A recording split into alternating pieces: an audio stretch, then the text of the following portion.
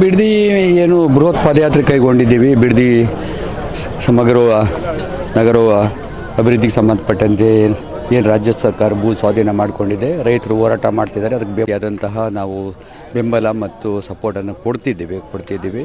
ನಿನ್ನೆ ಕೂಡ ಅದ್ಭುತವಾದಂಥ ಒಂದು ಕಾರ್ಯಕ್ರಮ ಆಯಿತು, ಪಾದಯಾತ್ರೆ ಆಯಿತು. ಇವತ್ತು ಬಿಡದಿಯಿಂದ ಇಲ್ಲಿವರೆಗೆ ನೈಸ್ ಜಂಕ್ಷನ್ವರೆಗೂ ಕೂಡ ಸುಮಾರು ಒಂದು 14 ಕಿಲೋಮೀಟರ್ದ ಪಾದಯಾತ್ರೆಯೂ ಕೂಡ ಸೇರ್ತದೆ.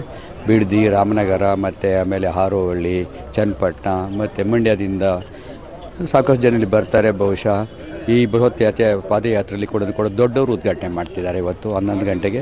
ತದನಂತರವಾಗಿ ಇಲ್ಲಿಂದ ಪ್ರಾರಂಭವಾಗಿ ನೈಸ್ ಜಂಕ್ಷನ್ ಕೂಡ ಪಾದಯಾತ್ರೆ ಹೋಗ್ತಿದ್ದೀವಿ. ಬಹುಶಃ ನೀವು ನೋಡಿರ್ಬೋದು, ರೈತರು ತುಂಬ ಇದರ ಬಗ್ಗೆ ಯಾವುದೇ ಕಾರಣಕ್ಕೂ ಭೂಮಿ ಬಿಟ್ಕೊಡಲ್ಲ ಅಂತ ಹೇಳಿದ್ದಾರೆ. ಈ ದೃಷ್ಟಿಯಲ್ಲಿ ಕೂಡ ರೈತರ ಹೋರಾಟಕ್ಕೆ ಎಲ್ಲರ ಕಡೆಯಿಂದ ಕೂಡ ಬೆಂಬಲ ಇದೆ. ರಾಜ್ಯ ಸರ್ಕಾರ ಕೈ ಬಿಡ್ತದೆ ಸರ್ ಬಹುಶಃ ಹೋರಾಟ ನಡೀತದೆ. ನಿಮಗೆ ಗೊತ್ತಿರಬೇಕು, ಯಾರು ಕೂಡ ರೈತರ ಹೋರಾಟಕ್ಕೆ ಹಿಂದಿಲ್ಲ ಸರ್ಕಾರಗಳು ಏನಾಗಿದೆ ಅಂತೇಳಿ ಎಲ್ಲರಿಗೂ ನೆನಪಿನಲ್ಲಿ ಇದೆ. ಈ ದೃಷ್ಟಿಯಲ್ಲಿ ಕೂಡ ರಾಜ್ಯ ಸರ್ಕಾರ ಅರಿತುಕೊಂಡು ಈ ಭೂ ಸ್ವಾಧೀನ ಮತ್ತು ಯೋಜನೆ ಕೈ ಬಿಡೋದು ಒಳ್ಳೆಯದು. ಇಲ್ಲಿ ಬೇಡಂ ಪಾರ್ಕ್ನವ್ರು ಬಹುಶಃ ಅಲ್ಲಿ ನಗರ ಪ್ರದೇಶದಲ್ಲಿ ಮೆರವಣಿಗೆ ಬಿಡುವುದಿಲ್ಲ.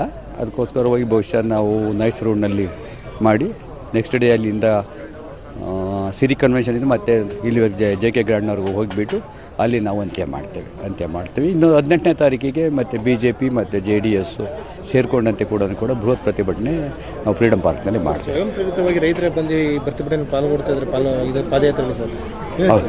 ಹೌದು, ರೈತರು ಬಹುಶಃ ಅವ್ರಿಗೆ ಇರೋದೇ ಒಂದು ಆಧಾರ ಅಲ್ಲ, ಈ ಜಮೀನು ಬಿಟ್ಟರೆ ಬೇರೆ ಏನೂ ಆಧಾರ ಇಲ್ಲ. ಈ ದೃಷ್ಟಿಯಲ್ಲಿ ಕೂಡ ರೈತರೆಲ್ಲರೂ ಕೂಡ ಒಗ್ಗಟ್ಟಾಗಿ ಬಂದಿದ್ದಾರೆ. ಅವ್ರು ಬೆಂಬಲವಾಗಿ ನಿಂತ್ಕೋಬೇಕಲ್ವ. ನಾವೆಲ್ಲ ನಿಂತ್ಕೊಂಡೆ ರೈತರಿಗೆ ಯಾವುದೇ ರೀತಿಯಲ್ಲಿ ಕೂಡ ನಿರ್ಗತಿಕೆ ಮಾಡಬಾರ್ದಲ್ಲ. ಈ ದೃಷ್ಟಿಯಲ್ಲಿ ಕೂಡ ನಮ್ಮ ಬೆಂಬಲ ಇದೆ. ತಾಲೂಕಿನಿಂದ ಬಿಡದಿ ರೈತರಿಗೆ ಸಪೋರ್ಟ್ ಕೊಡೋಕೆ ಬರ್ತಾ ಇದ್ದಾರೆ. ಎಲ್ಲ ವಿವಿಧ ತಾಲೂಕಿನಿಂದ ಬರ್ತಿದ್ದಾರೆ. ಬಹುಶಃ ಬಹಿರಂಗ ಸಭೆಗೆ ರಾಜ್ಯಾದ್ಯಂತ ಬರ್ತಾರೆ. ಬಹಿರಂಗ ಸಭೆಗೆ ಬರ್ತಾರೆ.